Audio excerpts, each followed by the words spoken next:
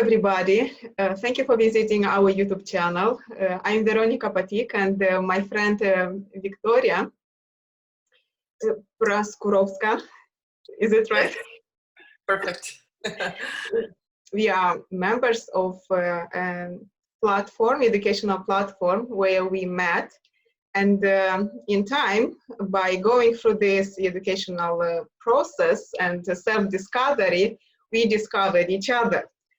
So besides that we are developing our online activities, we actually discovered that we have a lot of things in common, which we would like to talk about that today.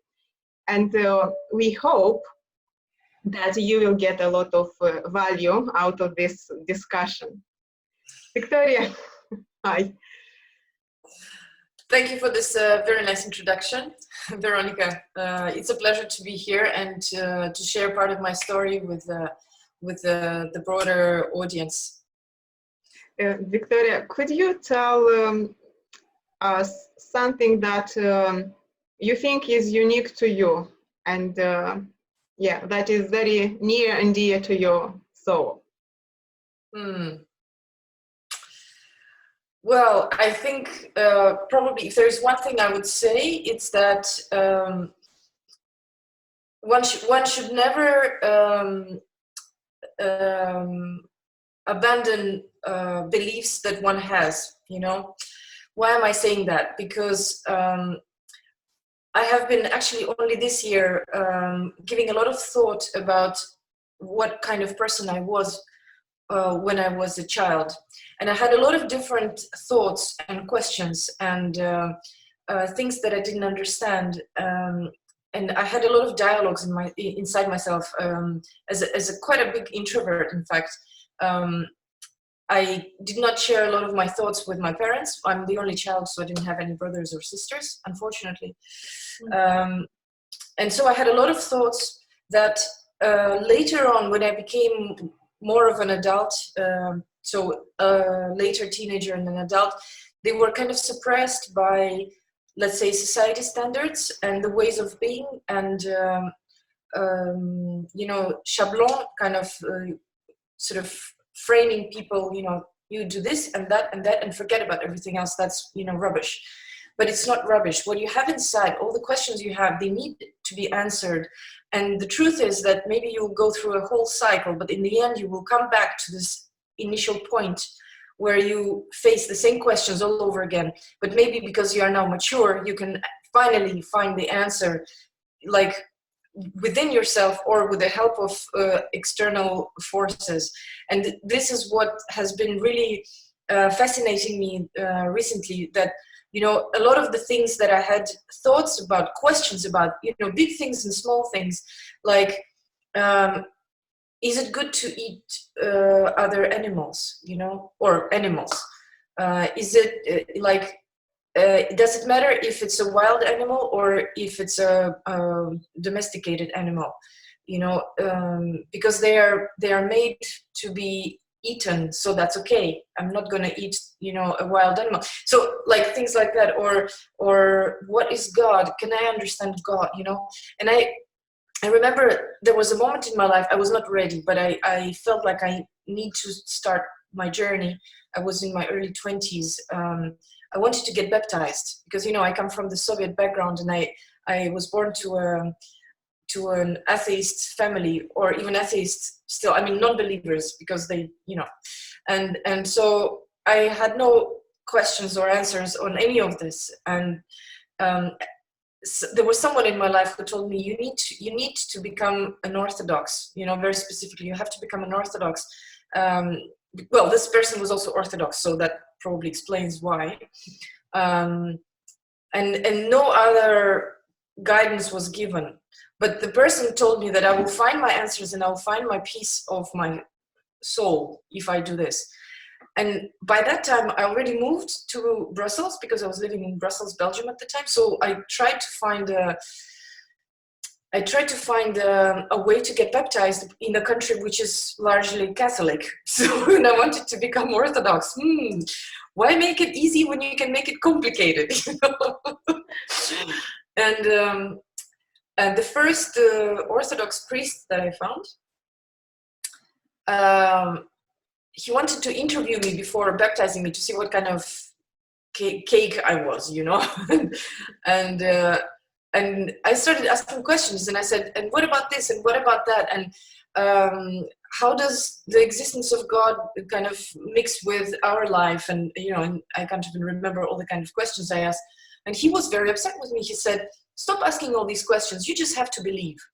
And that just threw me off. I was like, I don't want to, you know, this is not what I want. This is the wrong person. I don't want him to baptize me wrong, you know, next kind of. So I started this kind of, you know, journey. That was in the early 2000s. And then I found someone else who even agreed to baptize me. But then the day when I was supposed to be baptized, he was on the train to Paris. And I called him and I say, well, I'm standing outside with my chosen godmother, please, you know. And he's like, well, I can't do it anyway today because I'm on my way to Paris. And I'm like, you know. So I had this idea, which was in my mind for like 5 or 7 years by then, that I need to get baptized and I have to move on with this, you know. And this never happened until a certain moment where finally there was someone with whom I felt a connection, and I said, wow, okay, so that's the right person for me. And he baptized me, and I was expecting a miracle, and the miracle didn't happen. I didn't feel any change. I just felt like it was another tick, you know, another exam that I passed, and I have no sensation of connection, no sensation of belonging, nothing. As I felt lonely and alone, it all continued. You know, I just had another kind of label to me called Orthodox, and so this was very disillusioning and you know, disheartening. But then, you know, when you least expect it, really, when you least expect it, then things come to you, but in a way that you could never ever imagine, because, you know, human imagination is rich, but not, you know, not as rich as God's imagination. Universe is much smarter. And when it finally came to me in a completely different shape and form, and I was like, oh, now I know what I want. This is my kind of conversation. This is exactly what I want. And that just kind of, and I just dived in. I dived deep, and that just something that brought me happiness. And I know that I'm just scratching the surface, and I know it perfectly. So I really want to do a lot of things, but now that I'm a mother, I have different logistical issues, so I can't expand further for the moment. But I think my family members will have to bear with me when kids grow older. So, you know, a long way to say, don't give up on your questionings, you know, on your beliefs and on your inner feelings. You know, just don't forget them. There is a moment that will come, and there will be an external force, you know, when you're ready, and it will come and help you, you know, and answer all the questions.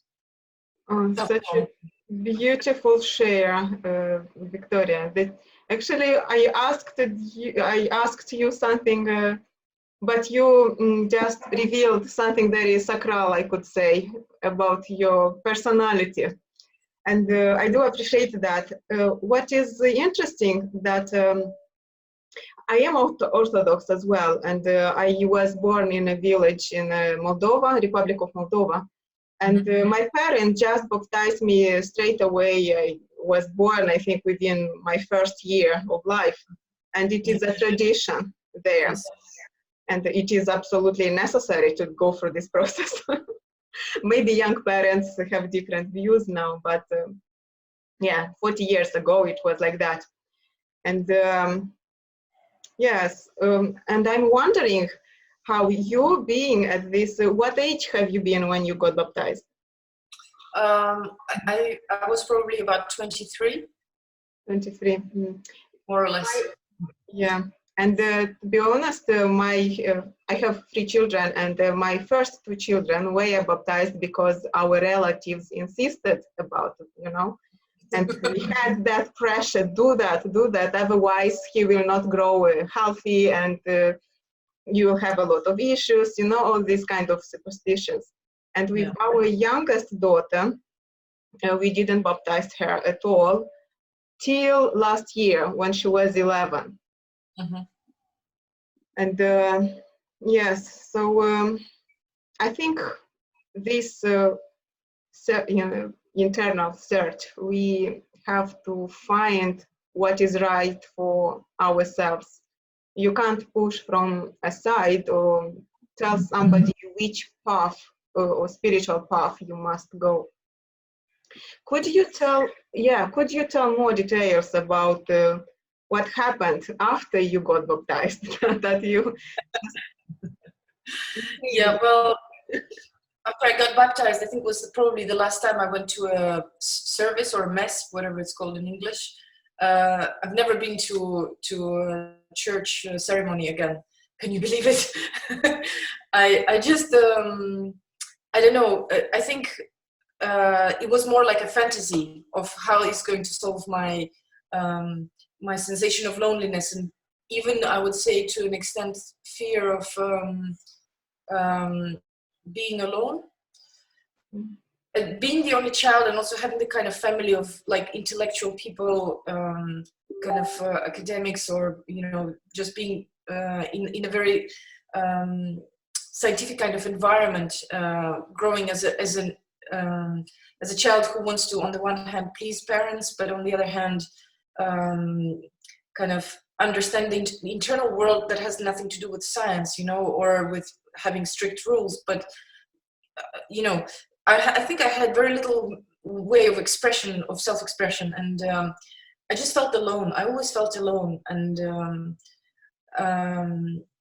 there was even a period in my life where I was even, maybe everyone goes through this, I don't know, but I felt like I was questioning whether my parents adopted me or I was their child, despite the obvious, incredible resemblance between me and my father. It's like I was questioning this, because I didn't feel somehow. I think I was searching for like the inner bliss or happiness, just kind of happiness or being understood, something like this.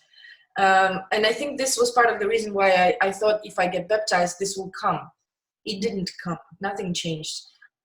Mind you, I didn't do any effort to join the community of the Orthodox people either. Didn't go to church on Sundays. I didn't participate in any extracurriculars. I didn't feel like connecting with all these people, the diaspora of Orthodox people in Brussels. I just felt like this was not my thing. Again, being a very introvert and very sort of reflective type of person, but not outgoing. So and I tried to make my life somehow as conventional wisdom suggests, that you have to get a good job and then you have to have a family. And the thing is, I think everyone develops or has, according to the law of universe, kinds of blocks that people have to understand and learn to overcome, and kind of this is part of personal growth.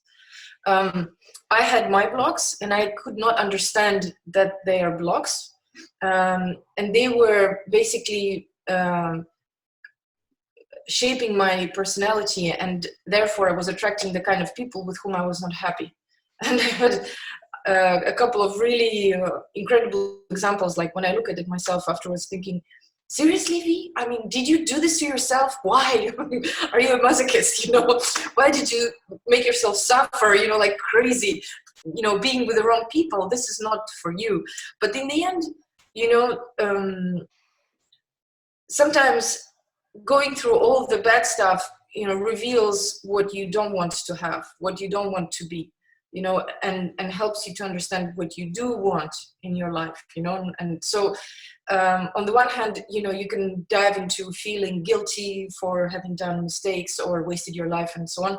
On the other hand, you can take it as an experience and say, well, I know what I don't want, and I know, for example, if we talk about the personal life, I know what kind of person I want next to me. And if I have to spend another 5 or 10 years looking for this person or waiting for this person, so be it, because I know in the end this will happen. So So a crucial point is 2012, summer 2012, because I just got out of a relationship with very strange, which is like another conversation for like the whole day. I was very depressed, and I moved out, and I was alone, and I had a hope to be with someone, but I realized that I have to stop pushing people, and I have to let people express their own will. And so I said, I'm not going to push the guy. I love him, and I know it, and I've been loving him for several years while being in a relationship with someone else, but I'm not going to, and I know that he is interested in me as well, at least interested. So I will give him time to, sort his affairs and take my time to just, as much as I was afraid to be alone and not have anyone in my life, living away from parents and having no siblings, and yes, having friends, but it's not the same. You don't have this kind of depth of connection. And for the first time in my life, I allowed myself to be alone. And this is the moment where it's like the moment you accept something that you are running away from all your life, then the universe says, finally, like finally. So, and this was the moment I felt sick. I was very sick for like a month with bronchitis, and I was taking pills and whatever. And at some point, a friend of mine, she said, V, you know what? You're exhausted. You just need you need a break, And here's I'll send you a link to a lecture by one Vedic psychologist. His name is Ruslan Narushevich, who is talking about how women recharge their batteries versus how men recharge their batteries. I'm like, what are you talking about? Was this like completely crazy or what? And she's like, no, just listen to it. It makes a lot of sense. And you know what? And this, this was July 2012, and this was like a transformation for me. This lecture that I've listened to, I think at least 3 times, and this lecture is 12 episodes long, and each episode is probably like an hour. I mean, I was like, wow, this is interesting, and it makes a lot of sense, and I actually connect with it quite a lot, and I like the way he says it. He's playful and joyful and lighthearted, and the way he presents it, and in the meantime, he conveys a lot of interesting things, and then I'm like, oh, but what is this portal, like online portal of Vedic wisdom? That sounds interesting. And I just like deep dived into it, and I was listening to other lectures and philosophers, and it was like a new dawn, And basically, within the month's time, someone told me, another friend from a completely different context. She said, I have a friend. She's looking for clients to give massage. So today, she has slots here and here and here. And I'm like, oh my God, I love massage. So I went to this lady, and then I went to her again. And then it turned out that she's a light worker. So she's doing amazing massage, but she's also a light worker. So this is how I also, within the same month, kind of stumbled into something called Reiki. And I was like, oh, no, don't take any other, I want to do Reiki, please. What do I have to do? It's like, wait, you have to be ready. Let me measure it and blah, blah. And so I had these 2 parallel paths that started at the same time. And I think 2012 was a crucial year for me. And I went all in. And I started working so kind of in a structural way with myself, and understanding the mistakes I've been making, and the expectations, the wrong expectations I've been having, and the limiting beliefs I've been kind of imposing on myself. And, it's quite difficult, first of all, you have to face it, to accept it, and then to see how finding out how you've been wrong all your life is actually a good thing, because you have discovered it. Now you can make yourself better and change. And you have to find the willingness to actually work and do it, And I thought, well, I have nothing else to, I have nothing to lose. In the meantime, my personal life was developing at a snail pace, very, very slow. So I had all the time on my hands. I lived alone.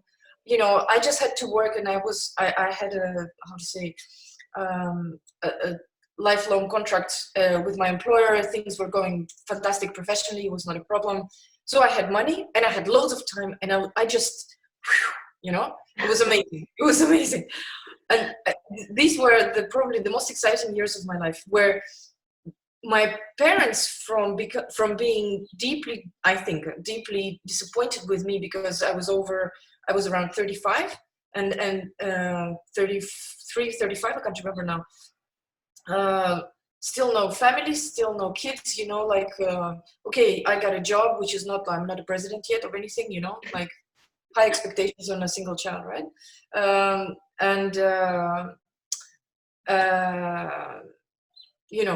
So things were just going, there was like a constellation of stars in the right way, planets just aligned for me to just do this. And I didn't realize any of this, but it worked very well. And the fact that the personal relationship was developing very slowly was also very nice, because it gave me more time to spend on working on myself. And I just did a leap jump. And then my children came over, and then it just became a whole other challenge altogether. Because, as they say, a yogi who sits on top of the mountain under the tree, he's always perfectly balanced, in a perfect mood, and in a perfect, unshaken stability. But the true challenge is to be a parent, and to be always present, and have always energy, and to be smart, to plan their day, and and always be in a good mood, and never tired. And this first-hand experience of, first of all, learning to meditate, and having all this time to just develop yourself, I'm like, oh, great. Then these days I feel like, oh, that was a pampering time, all this inner work is just pampering time compared to now, especially now in the lockdown. It's a completely different story altogether. I can imagine. My children are adolescents and teenagers now, and it's much easier. They are very independent. They even can cook for themselves, can clean around the house, and some of them work part-time and have their own money. So I'm a bit, but I know when they were little, as your children are now, that was tough time. How did your spiritual experience help you to go, or even now, how does spirituality integrates in your daily life as a mom of small children? Mm-hmm. Well, spirituality integrates into all aspects of my life these days, professionally, as a parent, as a person. Mm-hmm. And I think one of the most important things I have learned is that children, they come already with their character. They are born as they are. You can have a small influence on them, but the chances are they will express themselves because they already have everything inside. And chances are you might be compatible or not compatible in terms of character with your children. And the child is not guilty of this. I'm not guilty of this. But I'm a parent, and it's my responsibility to learn to maintain the peace at home, and favorable environment. And this is just an amazing challenge when, like, being very strong-headed and stubborn, and having been brought up in very strict way, like everything has to be in order, things have to be clean, and we have to stick to the timetable, and I don't know what else, and now even more with the ideas that I know about how to live, a regular day, how it's important to have the rhythm of the day and not fluctuate between weekdays and days off, all these ideas, if it was just me, I would be like in army, I would just set myself as a clock, and just, make everybody, align in the same line and walking on it. I mean, I'm exaggerating, of course, I'm really not like this, but I have my very strict convictions of things that I want to implement in life. And part of the difficulty is accepting that other people live life differently. And why shouldn't I just let them, you know? And so the challenge between wanting to be a good mom, like loving and caring, but not a sloppy mom, you know, I think this is the balance I will probably always wonder about throughout my life. I think it's such a fine line to walk. And seeing kids as souls, as already, you know, already, how to say, constructed human beings. They're just in a small body. They're just simply unable to be autonomous yet. And it's my role to help them to become autonomous, you know, all the while respecting their character and their way of being. And instead of dressing them as in a zoo, I should guide them, you know, guide them to become the best of what they can become rather than the best of what I want them to become. You see? Yeah. So for me, you know, this is part of my spiritual journey as a mother to, how to say, learning to be a good mother and respecting my children as personalities, and helping them grow and learning about them as personalities, discovering them, you know, and understanding how I can help them rather than hinder. Yes, totally agree. When my children were little, I also tried. It was very, very challenging because the difference between them were 2 years. So I had 3 little children and I have to keep in balance. And sometimes it's very tough. But we have to go through that and talk to them as individuals and not treating them like they are smaller and not intelligent. You know, sometimes parents do this mistake. They believe that as they are adults, they are more smart and clever and should treat their children, I could say, with less respect. Yes, yeah, it's another issue, very big issue, yeah. I see that in our family. I mean, I'm trying to kind of bring myself to the awareness that I'm, you know, treading the wrong path. But I also see with my partner, who's also quite spiritual, but in a different way. He comes from a different background, and I see that also as a man, you know, snapping at children more often. Where I'm like, please don't, you know, please don't. But it's easy when you are not involved emotionally into the situation. It's much easier to say, whoa, you know, and now time out. And yeah, it's a challenge. You know, you're saying you have only 2 years difference between your kids. I mean, there is a moment where one is still very dependent on you, and the other one is becoming independent and thinking that he's the, you know, the queen of or the king of the world, and like she knows what she wants or he knows what he wants. And why are you, you know, why are you not doing everything like I want, you know? And you're like, because I have other things to do. There are other priorities. So it's quite interesting, really phenomenal growth path that I wish for everyone, really. Yes, and you know, even now, having my children at this age, I think I still need to learn how to build healthy and harmonious communication with them, you know, because we have challenges all the time.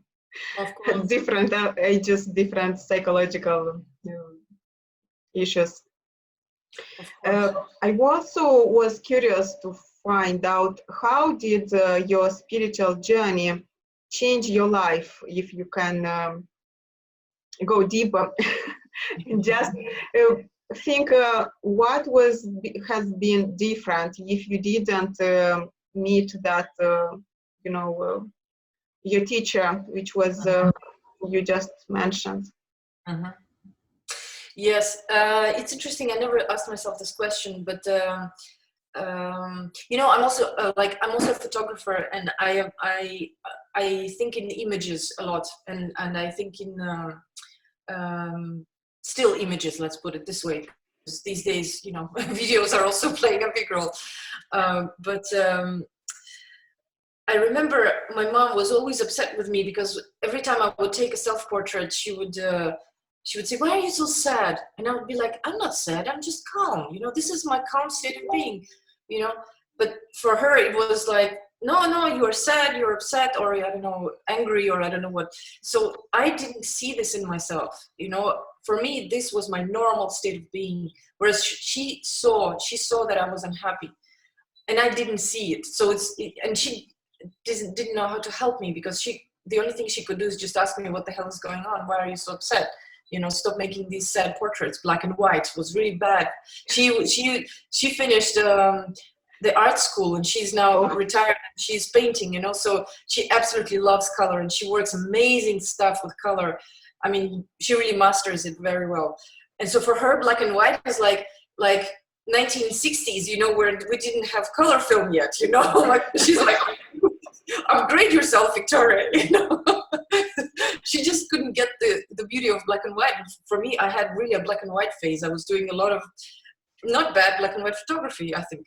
But yeah, I mean, I think if I didn't start the journey, let's put it this way, my life would still probably be black and white. I would not, you know, I would not be able to see all the nuances of the color of the universe. I would still think in very dual kind of, you know, 1001 terms, and sort of, if it's good for me, then it's good. If it's not good for me, then it's bad, you know. So I think a lot of people function this way. I don't like this, so it's bad, you know.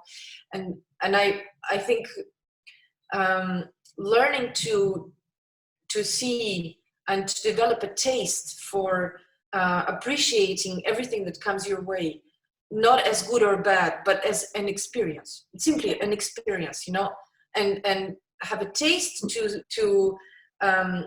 to appreciate, you know, what comes your way, and not just say, this is chocolate, I like it, and this is, I don't know, whatever, I don't know, horseradish, I don't like it, you know. So it's, I mean, one example would be when finally my private life started setting itself on the good way, and my current husband, so the man I was waiting for many years, when he finally made it to Brussels, you know, because he lived in Brussels for many years before, but then he left to Paris for a couple of years before we finally decided to get together. When I left my previous partner, he was in Paris, and when he discovered this, he was like, okay, I'm coming back, but it took him a couple of years. So when he finally, in 2014, when he was finally kind of moving to Brussels, it just happened that way that, long story short, he suddenly lost all his papers, and so he was illegal. And you know, this was the period where all these terror acts in Europe started coming up, and he was caught in really in a twist, you know. So I almost lost him one day, because he was like, but I didn't do anything wrong. Why did you take away the residence permit from me? I mean, this is not normal. And he was going to each kind of possible institution to fight his right to, you know, to be legal. And so one day, when I can't remember where he went, they're like, oh, you don't have papers. And then the police comes and they take him to the detention center, and then literally preparing him to put him on the plane to go back home. And then they're like, oh, which country are you from? And then he says, I'm from this country. And they're like, oh. And then this is the irony of life, you know. This was the moment where a very bad disease was ravaging the country. Ebola was ravaging this country. And then they said, oh, we can't send you there because this is unethical. So, okay, you will stay. And so he comes back and he tells me this. And I happened to be at lunch at home listening to this. And I'm like trembling, like, what the hell? I just almost lost you, you know? How? And then he was looking at me. And I remember he was so depressed because he couldn't understand, how is this possible? What is going on? You know, and I was thinking, I am so glad we are at this moment living at least in the same apartment, because I can help him. I mean, I didn't know how I'm going to help him, but I knew that at least psychologically I could be with him and, you know, and go through this crazy period with him, you know. And now we're looking back at it thinking, well, I mean, this was a funny moment in our lives, you know. It lasted for a while, okay.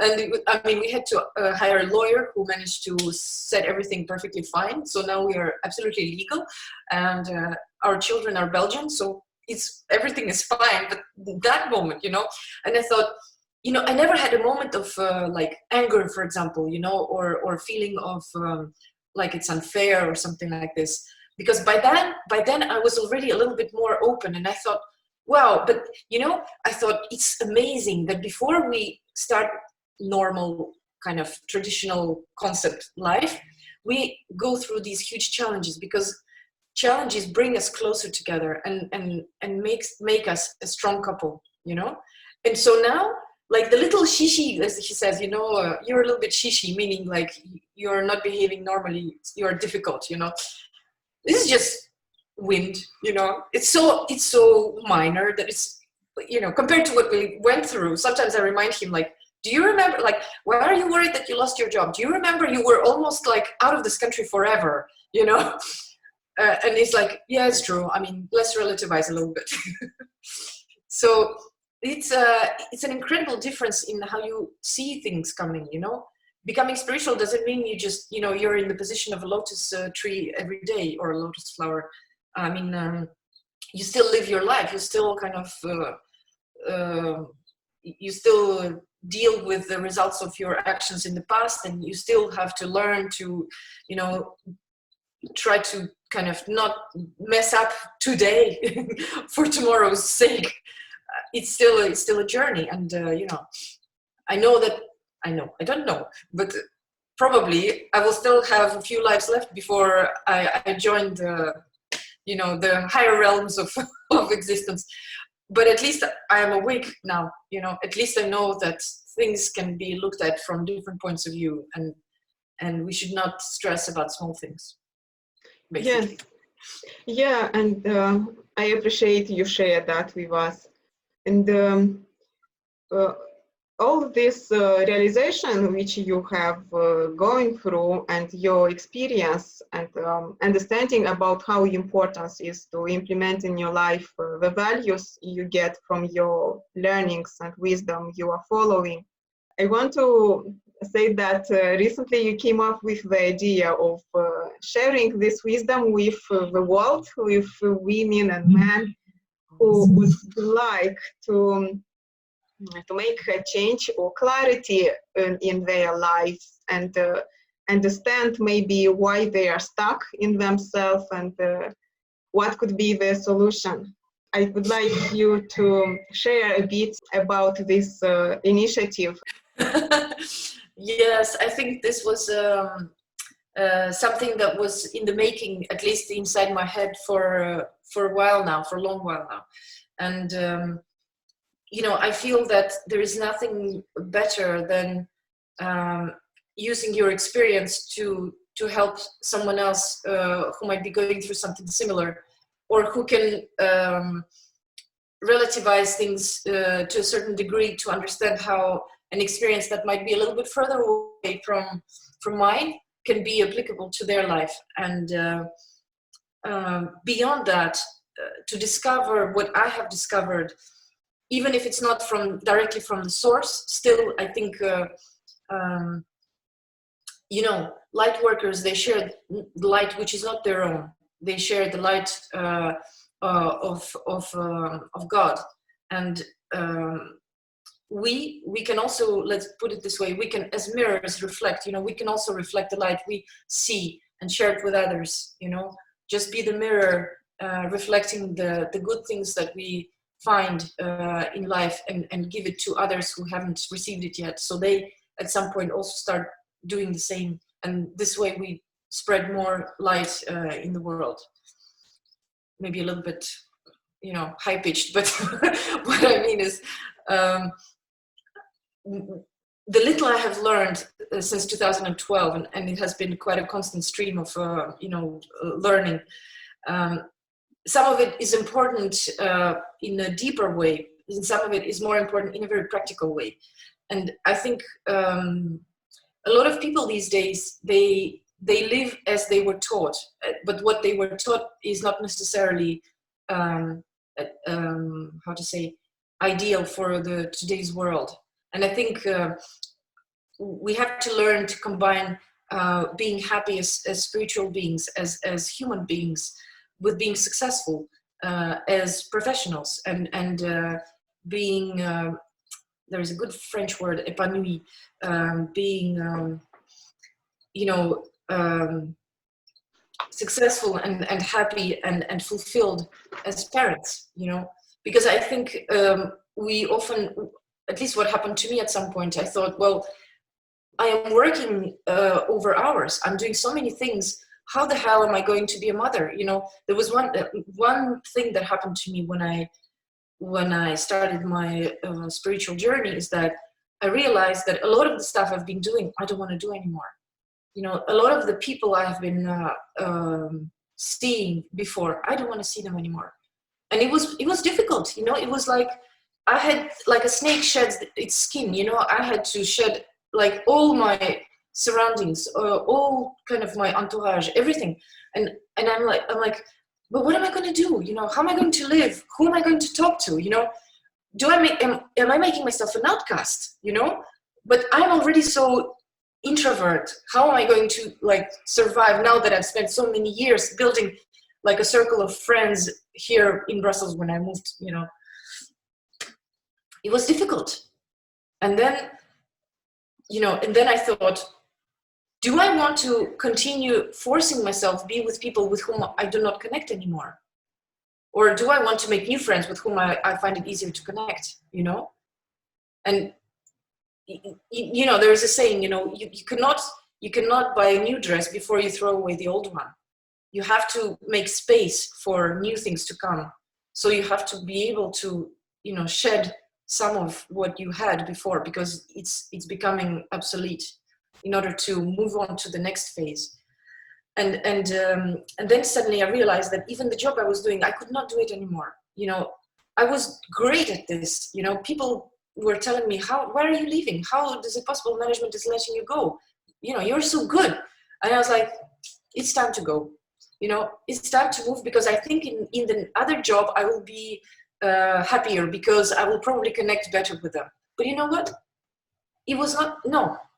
Then it was my illusionary trap, Another job is just the same as all the other jobs, until I find what I really want to do, and I do it myself, and I take the courage and I do it myself, A person, I have an MBA degree, and I'm an economist. I've been afraid to start my own business. With all the knowledge that I had, all these years, I was afraid. I'd rather work for someone else, but take my responsibility for my own business and for my own initiative. When you think about this is completely mad, So what is the lesson? What my lesson is, okay, Victoria, take your guts and just do it, just do it. You are surrounded by the right people now. You have created your new environment where you feel you resonate with others, you connect with others. You are happy when you hear others say, yes, I've been studying Veda for many years, yes, I love spirituality. I don't know how I can live without it, So I'm like, oh, great, so finally I feel, yes, this is the good moment. This is the good, entourage. This is the good space to start, this, what I've been dreaming to do since I was a teenager, except I was suppressing it all the time. And then when I thought I needed an MBA, I was afraid to do it, When I thought of different things and I had no answer, I thought, well, I will feel less alone when I get baptized and become an Orthodox. Well, no, not the priest is not going to make me feel less alone. It's in my hands. I have to do everything myself. It's my job to make me happy. And so I have learned how to do this. Well, then just take your guts and just do it,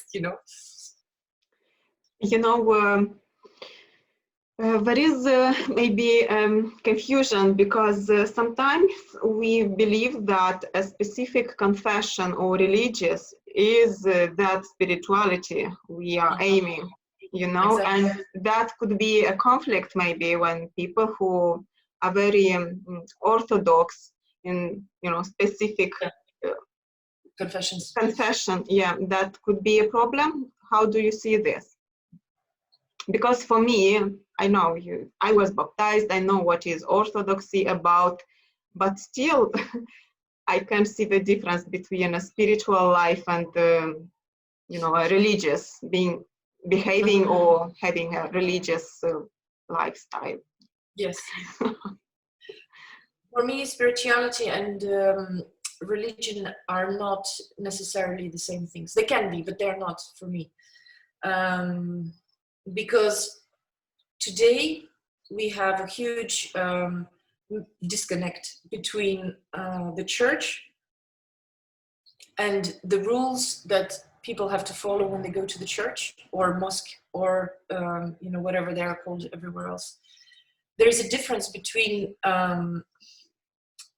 revealing yourself as a spiritual being, understanding that you are not your body, that it's not just about covering yourself that will make you religious or spiritual. You can follow different rules. You can come up with new rules and establish a new church. I mean, what is it called?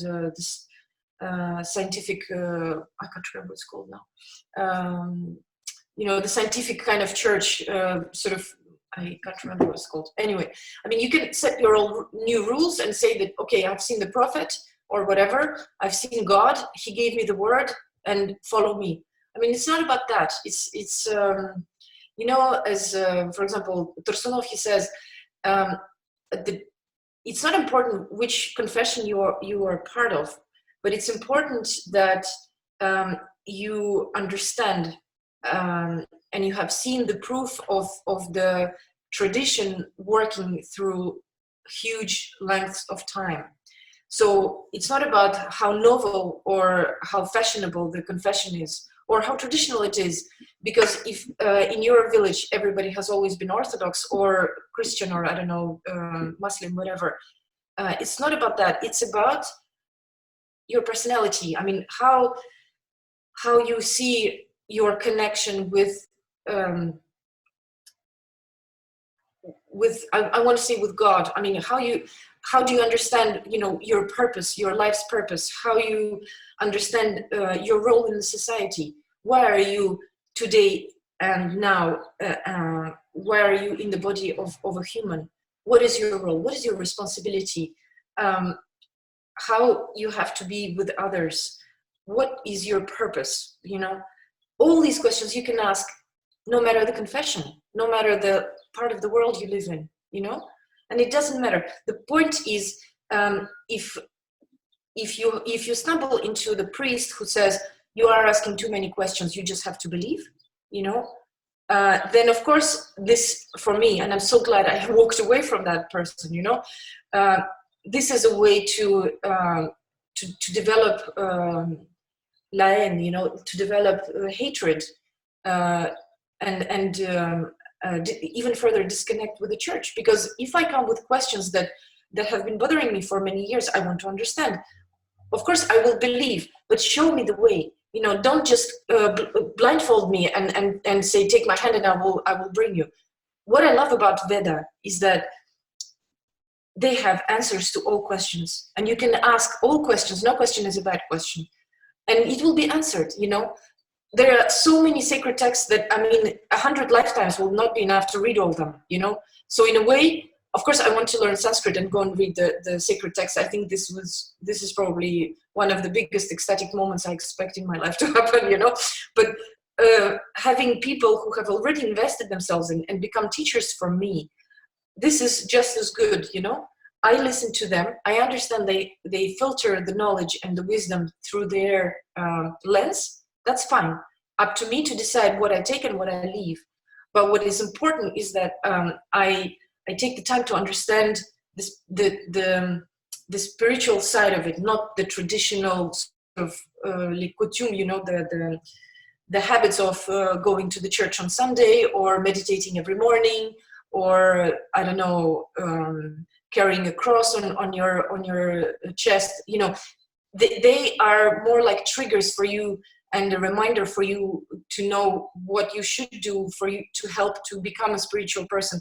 But if the spirituality door is closed, but only tradition and cultural part is open, then the door is closed. You don't have any light. You only have the dust of the room that has never been cleaned. somehow. I mean, not to offend anyone, but when you find someone who wants to answer your questions, who wants to, communicate with you and explain to you, of course we have a brain, we need to use it somehow. So, so this is for me a huge difference. And I was so happy. Like I was excited and I was jumping around my room when I was like, finally, I have answers. I don't care about, orthodoxy, because I'm sure somewhere in deep Russia where there are old people, priests in the church who will answer all my questions, I don't have access to them, And I'm sure that in the end of the day, 99.9% of what they will tell me is exactly the same as what Veda teaches us. And so it's just a question also of circumstance in life, what you have access to. Then you take what you have access to at the moment when it's given to you, and use the opportunity to at least make part of your life better. Beautifully. Yes. And do you think the society needs now these knowledges? Or maybe somebody should just go individually and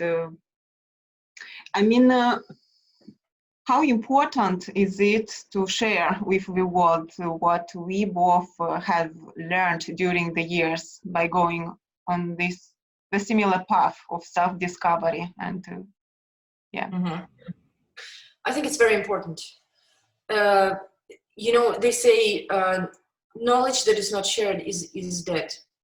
So it's not even important, it's our responsibility to share the knowledge that we have gained with those who still haven't got it. But as I may have not been ready for this 10 years before I have discovered Veda and would have rejected it, so many others who are not ready yet might not be in a position to absorb the knowledge. And people have to wake up. They have to find the reason, find the trigger. And very often in life, it's a moment where people are so down that they realize that all the systems that have been in place for them in their lives so far have failed. And so they start looking for something else. And that's when, that's the moment where you can come and say, I have something to share. Do you want to listen? So it's the moment, that is the moment where you really have an opportunity to actually pass on the knowledge. Because if you try to kind of stumble on deaf ears, then it will not happen. You will just waste your time and probably ruin someone else's life. But when the person is ready, yes, then it's the perfect moment. Then the stars are aligned and then you can do it. Yes, and I think it is the right time now, because I can see on the internet more and more people are sharing their knowledges, and that's fantastic. And I remember myself years ago when I had my personal questions and dilemmas of life and my existence, and I was so fortunate to meet these teachers who were sharing their wisdom and understanding and knowledge, and that was a huge release for myself. I got answers to my questions, and that saved my life, I could say. Yes. Because it's a life, how to say, it's a quality of life. When you keep asking questions and you don't get the answers, you start getting used to the fact that there are just things you cannot explain, and you continue boiling in your own sauce, as my spiritual teacher says, and if you don't have these answers, you just continue being stuck and being comfortable in the place where you're stuck, because you start getting used to it and you feel like this place, so every corner and it's fine for you. But the true kind of courage of the soul is to step out of the comfort zone and discover something new without being afraid, but just having the child's curiosity. I see my kids like hurting themselves so bad, crying and being completely shocked with what happened. And the moment they start calming down from crying, the next thing, what do they want to do? They want to do it again so that they succeed, And that's the beauty that you learn from kids. Not be afraid to fall, because falling teaches you helps you fall and what you shouldn't do. And maybe next time you will succeed, you know? And this is where, I mean, it's not, you know, it's really, it's important to have someone available around you to guide you and help you. Yes, and you know, and sometimes you have this set of values, because it is very much about values, your personal values and principles of life. And you look around and you can watch that the society is a bit different, and you feel yourself a bit odd, like you are not from this place or something, you know, and you don't feel comfortable, and you sometimes question yourself, am I okay, am I normal or not, because everybody has different views about specific topics, you know. Yes. Yes. And when you get these knowledges from sacral wisdom, you can that brings you a lot of happiness and joy, and you see that you are actually in a good place. And that's empowering, actually. It is personally empowering. You also realize how what you considered normal before stops being normal, and then you can start feeling kind of sorry for the people who have not woken up yet, you know. Not the best feeling to feel, but I mean, they will find their moments to wake up. But this was a big issue for me. You know, this was one of the reasons I changed jobs, and then I wanted to change jobs again, because I was like, no. I mean, I was living in illusion. You know, I felt like an outcast for many years, because I realized that I don't live in the same way as everybody else anymore. I was falling out, and trying to cling on to what I used to do before, going out with people and have drinks in the evenings after work, and working long hours and sleeping in for, you know, on weekends and so on. And now I'm like, how glad I am to stop living this crazy life like this. You know, I don't want this anymore. And I think there are still some people who don't understand, why am I so antisocial? You know, those with whom I used to share all these things before, I think they think I'm kind of an outcast or antisocial, or just weird, you know.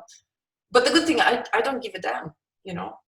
I don't give a damn. I don't have to explain myself to anyone. I just enjoy my way of being. And for as long as they want to keep contact with me, they can initiate the contact. But, you know, I will initiate contact with those people I want to be in contact with. Yeah. Actually, my lifestyle was, as you describe, I was not a fan of going out for parties or, you know, having drinks. That was not me. I was quite isolated, I could say. I had a few friends who I just could meet and talk to them about meaningful stuff. And for me, it was fulfilling enough to be happy, and not looking outside for something to bring me pleasure. Mm-hmm. But now I think a lot of people could resonate, and maybe they could find something similar. And if they got stuck, because I think it is an awakening moment sometimes, at a certain moment, when you feel your life is empty, and you can't find any joy and fulfillment, and nothing can get you out of this state of darkness and emptiness. And yeah. Well, in my case, I remember that I felt that if I worked more, I would be more recognized at work, and that would bring me happiness. Mm-hmm. But it's a vicious circle, you know, it's a trap, because you can work 20 hours a day if you want.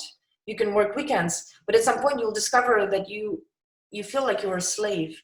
But mostly, I think, we allow ourselves to become slaves. You know, we accept it, we want it, and we also can earn good money without having to become slaves. You know, we are not there for this. Abundance doesn't come from slaving away, you know. And I think a lot of people these days, they feel that if you work hard, party hard, but the truth is you work hard and then you're just so exhausted you can't even party anymore, you know. And the point is, you need to keep some energy to party as well. Just be smart about how you work and how you party. You know. So, Yeah, yeah, that's true. And now, would be your final words to the people who are viewing this video, and maybe would find something that they can resonate? well, my wish to those who are watching today is to be curious, be curious and try to learn from the sources you are not used to. Look sideways, not only in front of you, and see how you can learn lessons in life that can help you to, to step on the right path. Not every path is good. Every path leads somewhere. But if you don't have a compass or if you don't have a signpost, then any road is a good road. But you have to be curious about developing a good taste for life and be selective about the path you're walking, because we need to use our time efficiently. And efficiently is not working 24/7. Sometimes it's doing other stuff as well. And sometimes I really believe, life is about being smart. And what does it mean? Smart in a sense, work less to earn more so you can enjoy life better, And so there are ways. Yeah. So follow us on YouTube and Facebook and all our platform, which we will put the link underneath this video. And be open-minded about all aspects of your lives. And get in contact with us. We are happy to share our experience and help you if we can. Yes. And I think we will soon be in contact with the different activities we are going to launch. And we will be publishing some of our gained wisdom through Blogger and in a blog format, in video format, and different posts on Instagram and Facebook as well. So yeah, there are plenty of ways to follow us. So like and share with the friends you think they need this content, and leave comments, and don't forget to subscribe. Yes. Thank you for watching. Bye. Thank you very much. It was a great experience. Thank you. Bye.